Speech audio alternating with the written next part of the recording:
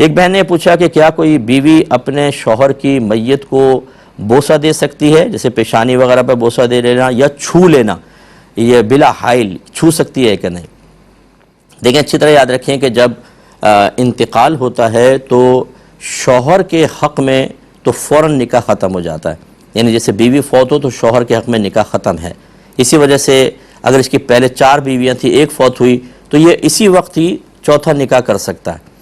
اگر یہ نکاح فوری طور پہ ختم نہ ہوتا تو پھر تو یہ 5ویں بن جاتی، اور 5 عورتوں کو بیک وقت نکاح میں رکھنا منع ہوتا، تو دنیاوی حکم کے لحاظ سے اس کا نکاح ٹوٹ جاتا ہے فوراً۔ لہذا شوہر اپنی بیوی کو چھو نہیں سکتا اور کوئی معاملات نہیں کر سکتا، نہ غسل دے سکتا ہے۔ ہاں اگر حائل ہے، کوئی کپڑا وغیرہ جیسے کفن ہے، اس میں یہ کر سکتا ہے کہ مطلب قبر میں اتار رہا ہے تو اپنی زوجہ کو اپنے ہاتھوں سے اتار سکتا ہے، جنازے کو کندھا دے سکتا ہے، لیکن بلا حائل چھونا یا اس کو غسل دینا یہ زوجہ کو نہیں دے سکتا، نکاح فوراً بریک ہو جاتا ہے۔ لیکن جیسے میں نے کہا یہ دنیاوی لحاظ سے ہے، اگر جیسے اس نے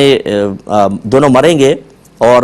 آخرت میں ہوں گے تو یہ میاں بیوی کی حیثیت سے اٹھیں گے، دنیاوی قانون کے اعتبار سے، دنیاوی احکام کے اعتبار سے شوہر کا نکاح فوراً ٹوٹتا ہے، لیکن بیوی کا نکاح فوری طور پہ نہیں ٹوٹتا۔ یہی وجہ ہے کہ اس کو عدت ہوتی ہے اور دوران عدت کسی سے نکاح نہیں کر سکتی، لہٰذا عورت اپنے شوہر کو چھو بھی سکتی ہے، اسے غسل بھی دے سکتی ہے۔ یاد رکھیں اگرچہ ہمارے یہاں رواج نہیں ہے، وہ دے سکتی ہے، تو اس کے لیے پھر یہ جیسے بہن نے پوچھا یہ پروسیس اس کے لیے بالکل جائز ہے۔ لیکن قربان جائے ہمارے گھر کے بڑوں کے، جن کو معذرت کے ساتھ ہر ایک کی بات نہیں کر رہا ہوں، لیکن جن کی کر رہا ہوں وہی برا مانیں گے بیچارے، دین کی ABC معلوم نہیں ہوتی، شوہر کو اس کمرے میں نہیں داخل ہونے دیتے جہاں زوجہ کا انتقال ہوا، جنازے میں کندھا نہیں دینے دیتے، قبر میں اتارے تو نہیں تمہاری بیوی نہیں رہی، حرام ہو گئے، پیچھڑ جاؤ۔ ارے بھائی آپ جو چیز حرام نہیں ہوئی اس کو حرام کر رہے ہیں۔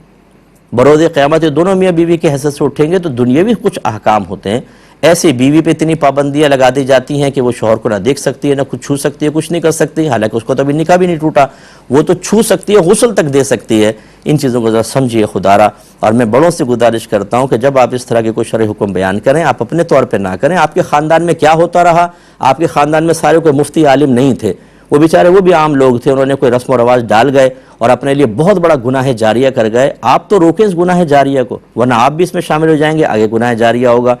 ایسے کوئی بھی موقع ہے کسی اچھے مستند مفتی صاحب سے رجوع کریں، ان سے پوچھیں کہ ہمیں کیا کرنا چاہیے کیا نہیں، آپ کو جواب ملے اس پر عمل کریں۔ ایک